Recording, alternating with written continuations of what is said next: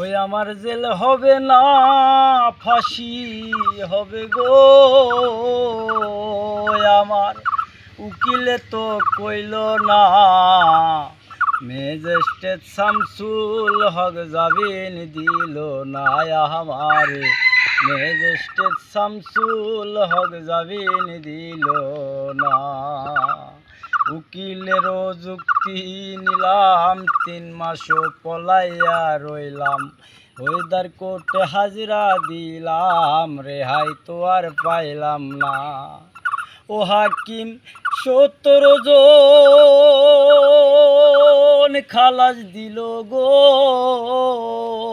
হাকিম একলা দিল জেলখানায়, ম্যাজিস্ট্রেট শামসুল হক জামিন দিল না আমারে।